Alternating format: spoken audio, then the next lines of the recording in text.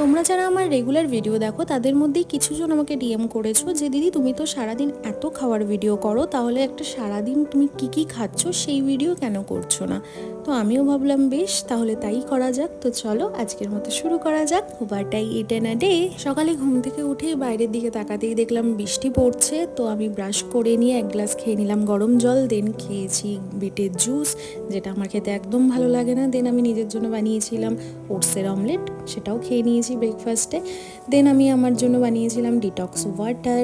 দেন স্নান পুজো সব কমপ্লিট করে বসে পড়েছিলাম লাঞ্চ করতে। লাঞ্চে ছিল সয়াবিনের তরকারি আর ভাত, যেটা আমার অল টাইম ফেভারিট। লাঞ্চের পরেই দেখতে বসে পড়েছি একটা মুভি। আর তোমাদের মধ্যে কারা কারা বলতে পারবে যেটা আমি কি মুভি দেখছি। সাথে ডিটক্স ওয়াটারটাও খাচ্ছিলাম, কারণ সন্ধ্যের পরে আমি আর ডিটক্স ওয়াটার খাই না, ওটা আমি চেষ্টা করি বিকেলের মধ্যেই শেষ করে ফেলার। লাঞ্চের 1 ঘন্টা পরে আমি খেয়ে নিয়েছি টক দই। টক দইতে আমি চাট মশলা আর ব্ল্যাক পেপারই অ্যাড করি, আমি নুন চিনি কিছু অ্যাড করি না, ভালো লাগে না আমার খেতে। দেন দেখলাম বাইরে আবার ঝিটিঝিটি বৃষ্টি পড়ছিল, তো ব্যালকনিতে চলে এসেছি।